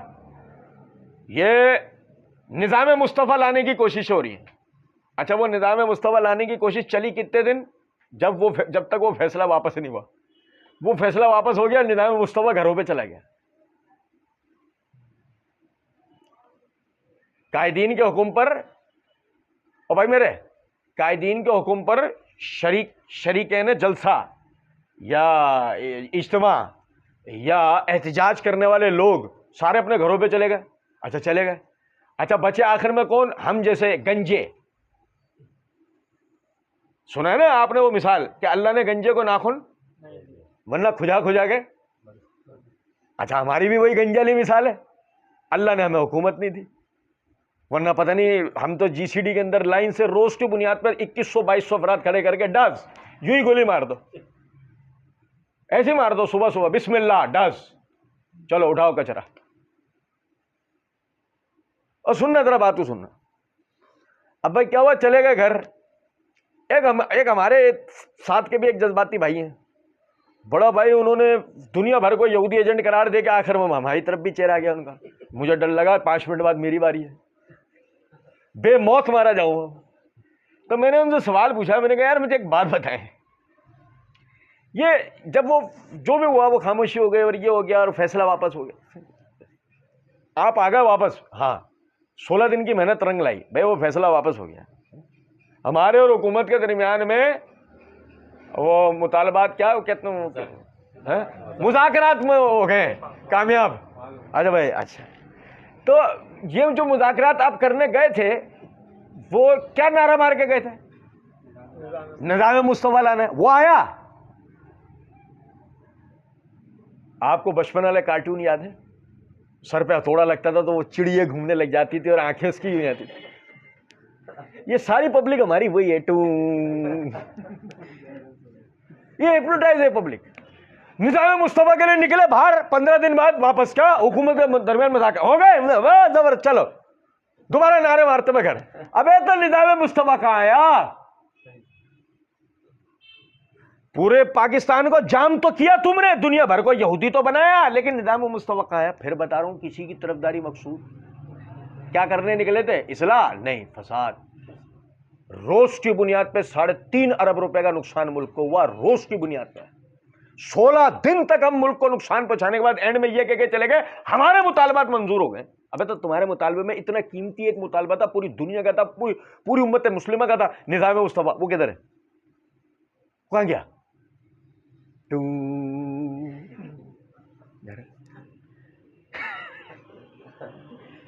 عجیب ٹون ہے.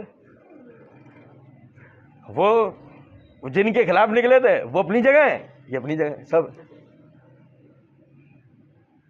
تو والذین یمسکون الکتاب, وہ جو کتاب کو مضبوطی تھام لے. اب کیا فرمایا تھا نبی صلی اللہ علیہ وسلم نے؟ ترکت فیکم امرین لن تضلوا ما تمسکتم بہما, کتاب اللہ و سنت النبی. یہی لوگوں میں تمہارے درمیان دو فیصلہ کرنے والی چیزیں چھوڑ کے جا رہا ہوں, جب تک اس کو مضبوطی تھامے رہو گے کبھی گمراہ نہیں ہوگے. ایک اللہ کی کتاب اور دوسری اس کے نبی کی سنت, اسے تھامو نا. آپ اپنے استنجا کرنے سے لے کے پوری دنیا پر حکومت کرنے کے جو طریقے کو جانتے ہو, کس سے جانتے ہو؟ نظام مصطفیٰ. تو اس نظام مصطفیٰ کے لیے کرو کوئی کوشش. نہیں سمجھے؟ یقین کریں اس بات کو کہ اللہ رب العزت نے آپ کو اس کا مکلف بنا کر بھیجا ہے. ہم کس کے مکلف بنے؟ مطلب آپ دیکھیں کہ میں آپ کو بتاؤں, ماشاءاللہ ہمارے پاس بہت سارے شہداء ہیں, لیکن سب ایک دوسرے کے ہاتھوں مرے ہوئے. کوئی جہاد کے میدانوں میں کفار کے ہاتھوں مرا ہوا شہید نہیں ہے. نہیں سمجھے میری بات؟ بھائی ہمارے پاس شہداء کی تو بہت بڑی بہتات ہے, بہت بڑی تعداد ہے ہمارے پاس شہداء. مطلب ہمارے یہاں پولیو ہے نا, پولیو کے قطرے پلانے کے لیے جو گیا اور وہ پہاڑی علاقوں میں وزیرستان میں اسے مار دے گا, وہ بھی شہید ہوتا ہے. ہوئے تھے نا واقعات پچھلے دنوں کہ وہ پتہ نہیں کیا سمجھے, انہوں نے گولی چلا دی, کیا پلا رہے ہیں ہمارے بچے کو, ڈز. تو آپ کو پتہ ہے بھائی ہمارے کیسے ہیں وہ والے, لے وہ عورتیں بھی شہید, وہ مرد بھی شہید. اچھا یہ لولی کیا کرے جی شہید؟ پولیو کے خلاف جہاد. جہاد کی بھی تو کیٹیگری دیکھے نا, 72-80 قسموں کا جہاد ہے ہمارے پاس. حالانکہ ایک ہی تھا, اللہ کے راستے میں جا کے کفار سے جنگ کے میدانوں میں لڑنا, صرف یہ ایک جہاد تھا شریعت میں, دوسرا کوئی جہاد نہیں ہے. اور سمجھیں کہ باقاعدہ والذین یمسکون بالکتاب, وہ جو کتاب کو مضبوطی تھامتے ہیں, اس کتاب کے اندر موجود جو آئین ہے, جو طریقہ ہے. مطلب آپ نماز کون سی پڑھیں گے؟ اللہ کے رسول والی پڑھیں گے. ایسے نا ہمارے پاس وہ والا بھی گروہ ہے نا ماشاءاللہ, ہمارے جیسے بھی کچھ بھائی ہیں وہ جو کہتے ہیں اللہ کے رسول والی نماز پڑھیں گے, اللہ کے رسول والی تجارت کریں گے, لیکن سیاست اللہ کے رسول والی نہیں کریں گے. سمجھیں؟ آپ کو کسی بھی مصلحت کے تحت اگر اللہ کے رسول والی نماز آپ چھوڑنی پڑ جائے تو چھوڑیں گے؟ کسی بھی مصلحت کے تحت روزہ, زکوٰۃ, حج, کسی بھی مصلحت کے, جیسے جہاد ایک مصلحت کے تحت ایک طرف ہوا ہے, تو آپ سمجھیں ذرا اس بات کو, آپ کسی بھی مصلحت کے تحت آپ جو آپ کی شرعی سیاست ہے اس کو آپ چھوڑیں گے, خلافت کو چھوڑیں گے آپ. یاد رکھیں اس بات کو. آج جو یہود کے ساتھ آج وہاں شروع ہوا ہے نا, میں نے پچھلے درس میں آپ کو بتایا تھا کہ اس سے نا امید نہیں ہوئیے گا اس معاملے سے. یہ جو بھی چل رہا ہے کہ آپ کو نا امید ہے, ایک تو ہمارے یہاں ہے نا فوراً چوڑیاں توڑ کے بیوائیں فوراً باہر نکلے. فیس بک تو بیواؤں کی بستی ہے, وہ یقین کرو, اور چوڑیاں توڑ کے ہر بندہ ہائے ہائے میں لگا, رو رہے ہیں, چلا رہے ہیں, کیا امت مسلمہ کہاں ہے؟ ابے جا تو ہے, تو کدھر ہے؟ جس کو تو امت مسلمہ کے لیڈران کا ہے, تو کیا ہے جمشورو کے پل پہ بیٹھا ہوا ہے, پیر ہلا رہا ہے, نیچے پانی کو دیکھتا ہوا, کیا کر رہا ہے تم؟ یاد رکھو اس امت کی ایک اینٹ تم ہو تو ایک اینٹ وہ ہے جس کا نام لے کے تم رو رہے ہو. تم اپنا اینٹ ہونا کیوں فراموش کر رہے ہو؟ سنو ذرا اس بات کو سنو. ارتگرل بڑا ابھی آپ لوگوں نے نوٹ ہی نہیں کیا. آپ کو اب ارتگرل ڈرامہ کوئی نہیں دکھا رہا, کرکٹ میچ دکھا رہے ہیں. ابھی کے دنوں میں آپ کو ارتگرل ڈرامہ کیوں نہیں دکھایا جا رہا؟ سوچو ذرا, دماغ پہ زور ڈالو. انسانی فطرت میں یہ بات ہے, جو دیکھے گا اسے اپلائی کرے گا. اب مسئلہ ذرا یہ ہے کہ ابھی اگر تمہیں ان دنوں میں ارتگرل دکھا دیا تو ابے چل بھائی پیدل ہی نکلتے ہیں, چل. نہیں سمجھا کچھ بات؟ کرکٹ دکھاؤ, کرکٹ, ابے چل بھائی جب لوگ کرکٹ کھیلنے چلتے ہیں. ایسے ہی نا, یہ فطرت ہے ہماری. سنے ذرا اس بات. لیکن میں تو اس نقطے کی طرف توجہ بھی نہیں دلا رہا تھا, میں تو یہ توجہ دلانا چاہ رہا تھا ابے بھائی ارتگرل کون تھا؟ شاہوں کے خاندان, شاہ سلمان والوں کے خاندان سے تھا؟ نہیں, ٹھیک ہے. صلاح الدین ایوبی کون تھا؟ وہ کہیں کا امپیرر تھا، بادشاہ تھا، کوئی بہت بڑا ہے عظیم الشان قسم کا نہیں. نور الدین زنگی کون تھا؟ محمود غزنوی کون تھا؟ محمد بن قاسم کون تھا؟ یار چھوڑو ساری باتیں، تم تو اپنے سندھ کی بات کرو بس، چھوڑو دنیا بھر کو. محمد بن قاسم ارے کس عمر میں آتا ہے؟ چلو یہ بات کرو. ہمارے والے تو بڑے مولوی لے کے بچوں مروا دیتے ہیں ہمارے. اور بچے ہی آتا تو سندھ فتح کرنے کے لیے. بحث اس سے نہیں ہے. میں بتانا کیا چاہ رہا ہوں، یہ جتنے آج آپ کو فاتحین دنیا میں مسلمانوں کے ملیں گے، مجاہدین جو دنیا کے اندر ملیں گے، ایک آدمی بھی آپ کو ایسا نہیں ملے گا جو کسی بڑے منصب سے اتر کے لڑنے کے لیے آیا تھا. کیونکہ یہ تو ہمیشہ سے رہا ہے نا، مجاہدین کبھی بھی اپنے بڑوں کو آنے ہی نہیں دیتے تھے. بھائی عمر رضی اللہ، یہ جو جابیہ کے مقام پہ جو لڑائیاں چل رہی تھی، اس میں عمر رضی اللہ نے جب جانا چاہا، چھوڑو ہماری اہل سنت کی کتابیں، اہل تشیع کی نہج البلاغہ اٹھا کے دیکھو آپ، اس کے اندر باقاعدہ 42 نمبر خطبے کے اندر یہ بات موجود ہے کہ علی رضی اللہ تعالیٰ نے یہ بات کہی کہ امیر المومنین اگر آپ چلے گئے اور خدا نہ خواستہ آپ وہاں پر شہید ہو گئے تو ہمارا یہاں کیا ہوگا، ہمیں کون سنبھالنے والا. یعنی کہ بات یہ ہوئی تھی کہ مدینے میں ایک آدمی بھی لڑنے کا لائق بچا نہیں تھا اور وہاں ری انفورسمنٹ کی ضرورت تھی. تو علی رضی اللہ عنہ نے کہا حضرت ہم بچے کچھ بھی جو حضرات ہیں نا جس وقت آپ کی شورا میں ہم بھی چلے جاتے ہیں سارے، لیکن آپ مت جائیں، کیونکہ اگر ہم گئے اور ہم وہاں سب کے سب شہید ہو گئے نا تو اسلام کو کوئی نقصان نہیں ہوگا. تو حضرت علی کی انکساری تھی، ان کی تو شہادت دیکھو نا کتنی نقصان دہ آج تک ہمارے لیے. لیکن میں آپ کو ایک بات بتا رہا ہوں کہ ان کی انکساری دیکھو کہ اگر ہم لوگ جاتے ہیں اور ہم لوگ وہاں پر شہید ہو جاتے ہیں تو اسلام کو کوئی نقصان نہیں، لیکن اگر آپ چلے گئے تو یہ تو ہمیشہ سے ہمارے مجاہدین کا طریقہ رہا ہے، مسلمانوں کا طریقہ. بڑوں کو تھوڑی کوئی اپنے جانے دیں گے، اور دنیا میں کوئی فوج کے جنرلوں کرنلوں کو اپنے تھوڑی کوئی آگے جانے دیتے ہیں لڑنے کے لیے. یار خود لڑتے ہو کیونکہ ان کے لیے اعزاز ہے کہ ان کا سردار ان کے پیچھے سلامت رہے، ان کے لیے اعزاز کی بات ہوتی ہے. تو یتیموں، مسکینوں، بیواؤں کوئی نہیں رہا اس امت مسلمہ کا، سب مر گئے. تو تو زندہ ہے، یا تو بھی گلوکوز لگا ہوا تجھے بھی آخری سانس ہے تیری. میں بتا رہا ہوں نا، کبھی جو ہوگا ہی نہیں نا. کیوں آئیں گے وہ حکمران لڑنے کے لیے؟ تم جاؤ گے، میں جاؤں گا، ہم جائیں گے. اور تم ہم کس وجہ سے نہیں جا سکتے، بس اس پہ غور کر لے، تجھے ان کا مسئلہ بھی سمجھ میں آ جائے گا. وہ کیوں نہیں آ رہے بے وجہ جذباتی میں؟ تو چوڑیاں نہیں توڑ، پہن لے، نہیں پہنا دیتا ہوں. تو میں نے پچھلی دفعہ بھی توجہ دلائی تھی، اس سے مایوس ہونے کی ضرورت نہیں. اس مسئلہ آپ اپنی سب سے پہلے جو سب سے زیادہ اہم جو ضرورت ہے نا آپ کی، آپ اس کے اوپر محنت کریں. آپ محنت کرتے ہیں نا ووٹ کے لیے، آپ محنت کریں خلافت کے لیے. جیسے کسی کا ذہن آپ ووٹ کے لیے بنا سکتے ہیں نا، ایسے آپ کسی کا ذہن خلافت کے لیے بھی بنا سکتے ہیں. ہمیں کوئی جیکٹیں تھوڑی پہنانی ہے، اپنے مسلمان بھائیوں کے خلاف کوئی ہتھیار تھوڑی اٹھوانے ہیں. ہم نے تو یہ کرنا ہے کہ جس آدمی کا آج ذہن ہم ووٹ ڈالنے میں بنا سکتے ہیں، اس کا آج ہم ذہن خلافت کے اوپر بھی. بھائی اس طے کر لو کہ اس نظام کا بیک آؤٹ کرنا ہے، اور طے کر لو اپنے اندر کہ ہم نے آگے آنے نا جو بھی. اچھا بھائی ٹھیک، لے ووٹ ڈالنے لے 3% بھی نہیں بچے نا. آپ کس سے ابے کیا چاہ رہے ہو تم؟ بھائی جی یہ پارلیمنٹ ہے نا، اس میں جو لوگ بیٹھے ہیں، ہاں آپ کی نظر میں کیا ہے؟ صاحب حیثیت ہے، صاحب قدر ہے، صاحب منزلت ہے، صاحب مہارت ہے. بس ٹھیک ہے، یہ خود ہی شرعی حدود نافذ کر دیں، ہم ان کے ہاتھ پہ بیعت کر لیتے ہیں. ہمیں کون سا مسئلہ الائمۃ من القریش، ہم تو اس پہ بھی سمجھوتا کرنے کو تیار ہیں. ہمیں کون سا اس سے مسئلہ ہے؟ بھائی یہی جو اندر حضرات بیٹھے ہیں، مثال طور پہ جو کاکڑ صاحب ہیں انہی کو بنا دو ہمارا امیر المومنین. بڑے سمجھدار آدمی ہیں، آپ کو پتا ہے، لمز والے ہیں نا. اس کو تو بے وجہ بغیر سنے لوگوں نے کیش کرا دیا. ایک سیاسی پارٹی نے بغیر پورے وہ 1.5-2 گھنٹے کے انٹرویو سنو، اور جوانوں نے یہ کر دیا، جوانوں نے. جوان کہاں پر رہتے سوال کرتے ہیں. جوانوں کی حالت بتا رہی تھی کہ جوانوں کی کیفیت کیا ہو رہی ہے. اور ماشاءاللہ اتنے انہوں نے زبردست انداز میں جوابات دیے انوار اللہ کاکڑ صاحب نے. یہ ان کے اندر کی صلاحیت ہے. مطلب میں ان کو سپورٹ نہیں کر رہا، میں صرف بتانا چاہتا ہوں ایک باصلاحیت آدمی تھا.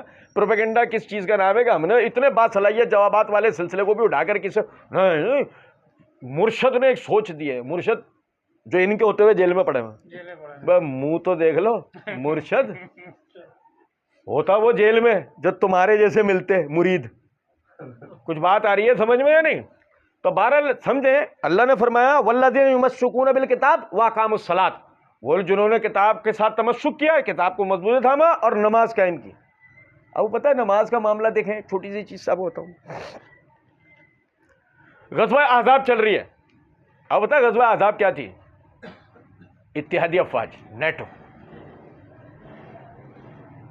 احزاب کی جو لڑائی تھی نا وہ ایسی تھوڑی سی لڑائی کہ جب بدر میں لڑائی مکے والوں سے مدینہ میں لڑائی مکے والوں سے، خیبر میں لڑائی ہوئی یہود سے، ایک علاقے والے یہود سے. جب بنو قریظہ میں 2 قبیلوں سے لڑائی ہوئی تھی، بنو قریظہ والے غزوہ بنو قریظہ میں عذاب یہ تھا کہ جتنے بھی عرب قبائل تھے سارے مل کے لڑنے کے لیے آئے تھے، سب اتحادی افواج، نیٹو، اس دور کی نیٹو. صحابہ کرام رضوان اللہ علیہم اجمعین نے ایک مشورے کے بعد خندقیں کھودی اور سب لوگ چوکیاں بنا کے نا بیٹھ گئے اس میں. وہ حملے کرتے، یہ ان کے حملوں سے شہر کا دفاع کرتے، اس میں جو بیچارے زخمی ہو جاتے ان کو خندقوں سے باہر لے آیا جاتا. ان کی جگہ جو حضرات جو زخمی نہیں ہوئے تھے وہ اندر چلے آتے، جو حضرات شہید ہو گئے تھے ان کو لے آ کے ان کی جنازہ پڑھ کے ان کی تدفین نہیں آتی. اور یہ مسلسل جنگیں مسلسل چلتی رہی ہے، مسلسل 5 دن 8 دن 10 دن، بعد روایتوں میں 14 دن تک بھی تیر اندازیاں چلتی رہی ان کی طرف سے. اب کیا ہوتا، جب نماز کا وقت ہوتا نا بھائی یہ ہے سب سے توجہ طلب بات، جب نماز کا وقت ہوتا تو پتہ ہے کیا ہوتا، نبی صلی اللہ علیہ وسلم مثال ہے 2 رکعتی نماز ہے، فجر ظہر 4 رکعتی، عصر 4 رکعتی، مغرب 3 رکعتی، عشاء 4 رکعتی. آپ صلی اللہ علیہ وسلم 4 رکعتی نماز کی، جیسے فرض کرے ظہر ہے، عصر ہے، عشاء ہے، 4 رکعتی نماز کی نیت کرتے، کر لی، جنگ چل رہی ہے، وہاں سے وہ تیر پھینک رہے ہیں. اب بھائی نہیں سمجھے، اللہ کے نبی صلی اللہ علیہ وسلم نے 4 رکعت کی نیت کری، فرض جماعت کی، پڑھانا شروع کی. ادھر سے یہ حضرات مجاہدین اٹھے اپنی جگہ سے، 30 40 50 100 200 300 افراد جتنے کی صف بن سکتی ہے وہ آگے آئے اور انہوں نے صفیں بنا لی. ان کی جگہ دوسرے لوگ آ کے آگے کھڑے ہوئے، وہ نماز پڑھ رہے. پہلی رکعت ہوئی، ادھر دیکھنا، اللہ اکبر، دوسرا سجدہ کر کے کھڑے ہوئے نبی صلی اللہ علیہ وسلم دوسری رکعت کے لیے، اور ادھر یہ حضرات بیٹھے، السلام علیکم السلام علیکم ورحمۃ اللہ، السلام علیکم ورحمۃ اللہ، نیزے بھالے تلواریں اٹھائیں اور سیدھے خندق میں اتر گئے. جو بیٹھے ہوئے تھے وہ اٹھ گئے اور دوسری رکعت میں شامل ہو گئے. نماز نہیں چھوڑ رہے، 1 رکعتی نماز ہو جاتی ہے. جنگ کے میدان میں 4 رکعتی نماز بھی وہ 1 رکعتی نماز بھی پڑھ رہے ہیں مگر نماز چھوڑ رہے نہیں. یہ سمجھ لیں بات. واقعہ الصلاۃ، تمہارے کیسے بھی حالات کیوں نہ ہو جائیں، تم نے نماز کو چھوڑنا. اتنے خطرناک حالات کے اندر بھی صحابہ نے نماز پڑھا. مطلب آپ سمجھے تیر آتے تھے نا تو سورج نہیں دکھتا تھا، تیر آتے تھے نا ایسے صحابہ پہ، یعنی اتنی تعداد تھی بھار. جب وہ تیر پھینکتے تھے وہ تیر اڑتے ہوئے آ رہے تھے ایسے آسمان سے، تو آسمان سے سورج کی روشنی زمین پہ پہنچتی تھی. اندازہ کریں آپ، اس حالت کے اندر ان اللہ کے بندوں نے نمازیں پڑھی. ان لا نضیع اجر المصلحین، اور بے شک ہم اصلاح کرنے والوں کے اعمال ضائع کرتے ہیں. ہمارے ایک مذہبی جماعت ایسی ہے جو پچھلے 60 سال سے 60 سال پہلے تو وہ خلافت کی بات کرتے تھے، پھر وہ جمہوریت پسند ہوئے تو انہوں نے کیا کرا کہ صحابہ کی حکومتوں کو ملوکیت قرار دے دیا. ان کے حضرت صاحب نے صرف اپنی جمہوریت کو کسی طرح ثابت کرنے کے لیے، مطلب کوئی یہ نہ کہہ دے تو بھائی خلافت کی کوشش کرنی نا. کون سی خلافت، وہ تو پہلے زمانے میں ملوکیت میں تبدیل ہو گئی تھی، اس لیے اب جمہوریت بھی صحیح ہے. کچھ دن بعد گول گپے بھی صحیح ہوں گے، کھا لو بھائی، یہ والے پاپے بھی تو کھائے سننا. اب جناب کیا ہوا، مکافات عمل یہ ہوا کہ ماشاءاللہ بڑے باوقار، بڑے وجی، بڑے روبدار، بڑے عالم فاضل سمجھدار قسم کے اور بڑے بہادر قسم کے لوگ تھے. وقت گزرتا رہا اور آخر کار پچھلے دنوں ان کے میئر صاحب ایک سیکولر پارٹی کے میئر کے لیے بیٹھ گئے، اور اسی کے اگلے دنوں اشتہار بڑے بڑے آویزاں تھے کراچی کے پلوں پہ کہ حکمرانوں شرم کرو، بجلی پوری دو. ہم شروع کہاں سے ہوئے تھے؟ 50 سال پہلے خلافت سے، اور پہنچے بجلی کے بل پر ہیں. ان لا نضیع اجر المصلحین، اصل اصلاح کرنے والوں کے کاموں کو اللہ ضائع ہونے دیتا. کیونکہ اگر حقیقت میں آپ کام کر رہے ہوتے نا، آج آپ کی حیثیت یہ ہوتی. کہاں آ کے معاملہ پہنچا، اب آپ کی سیاست بجلی کے بلوں تک محدود رہ گئی ہے. اندازہ کریں کہ وہ نعرہ ہی آپ کا وہ ختم ہو گیا جو 50 سال پہلے آپ کا تھا. کیونکہ یہ طے شدہ بات ہے، کسی بھی حرام طریقے سے کبھی بھی حلال کھڑا ہو سکتا، سوال نہیں پیدا ہو سکتا. اللہ رب العزت سمجھنے اور عمل کرنے کی توفیق دے. وما علینا الا البلاغ.